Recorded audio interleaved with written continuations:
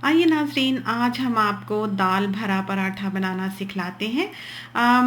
माश की दाल तो हमने आपको बनानी सिखला ही दी है, तो आज हमने माश की दाल जो है वो इस पराठे में डालनी है। हमारे घर में शादी से पहले तो पराठे का रिवाज नहीं था, लेकिन शादी के बाद हमारे मियाँ साहब जो हैं वो रोज़ सुबह पराठा खाना पसंद करते हैं, तो हमने ये भी सीख लिया। तो चलिए, जैसे हमने सीखा वैसे ही आज आपको सिखलाते हैं। और पेड़े में जो है आपने ये ख़्याल रखना है कि ये बिल्कुल गोल हो। अगर पेड़ा गोल नहीं होगा तो आपका पराठा भी जो है वो गोल नहीं बनेगा और ना ही आपकी रोटी गोल बनेगी। और इस तरह से आप इन दोनों पेड़ों को अपनी फिंगर टिप्स और थंब के ज़रिए से दबाकर इसको आप बेलन से बेल लें। बेलने के लिए ये है कि अगर आप ये देखें कि ये ज़रा नीचे से चिपकने लगा है तो इसको थोड़ा सा खुश्का लगा लें, यानी कि ये जो ड्राई फ्लावर है।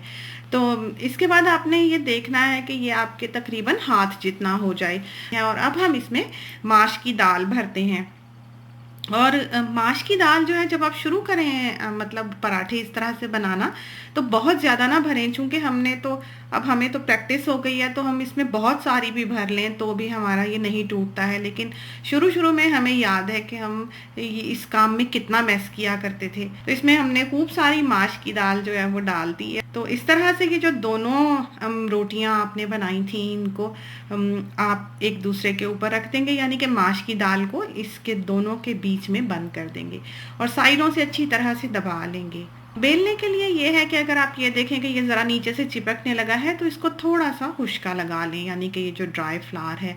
बाज़ दफ़ा इस तरह होता है, जब शुरू-शुरू में हमने पराठा बनाना सीखा तो हमें अंदाज़ा नहीं होता था और बहुत ज़्यादा खुश्का हम लगा देते थे, तो जब हम उसको तवे पे डालते थे तो खुश्का जल जाता था और पराठा जो है उसमें थोड़ी-सी कड़वाहट आ जाती थी। तो अब जो है वो वक़्त के साथ-साथ हमें अंदाज़ा हो गया है कि इसमें कितना खुश्का लगाना है, बहुत नहीं लगाना, लेकिन बस इतना हो। और इस तरह है कि बाज़ दफ़ा जब इसको थोड़ा-सा खुश्का हम लगाते हैं तो ऊपर से हाथ फेर कर हम इसको हमवार बराबर कर लेते हैं, ताकि हर तरफ खुश्का लग जाए और किसी तरफ से ये बेलन को और आपके स्लैब को या आपके जो चौकी है उसको ना चिपके।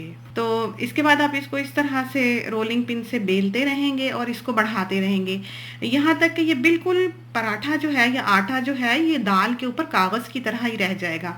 और अब जो है हस्बे मामूल हमारा पराठा जो है वो हमारे तवे से बड़ा है, तो ये हमारा रिकॉर्ड है कि कभी भी हमारा पराठा जो है वो तवे से छोटा नहीं हुआ, तो चाहे हम कितना ही छोटा पेड़ा क्यों ना कर लें।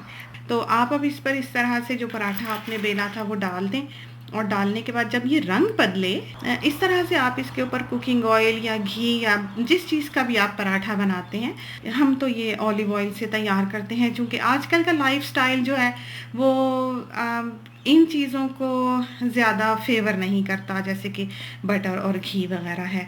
तो पराठा जो है या रोटी जो है, असल में तो ये पूरे टाइमिंग्स की बात है और हीट के बिल्कुल ठीक होने की बात है कि अगर ये दोनों चीज़ें ठीक हैं तो बेहतरीन बनता है, वरना अगर ये दोनों चीज़ें ठीक नहीं हैं तो आपकी पराठा या रोटी जो है वो ठीक से नहीं बनेगी। तो जिस वक़्त आप ये देखें कि ये अच्छा क्रंची हो गया है और बिल्कुल लाल हो गया है, तो आप इसकी साइड जो है वो चेंज कर दें। लेकिन एक दफ़ा पलटने के बाद, जब जो कि आपने ऑयल डाल के पलटा था, उसके बाद आपने इसकी साइड नहीं बदलनी है जब तक ये पूरी तरह से एक तरफ से पक ना जाए। और इस तरह से ये पराठा जो है जब आप इसकी साइड चेंज करेंगे तो ये दूसरी तरफ से भी पक जाएगा।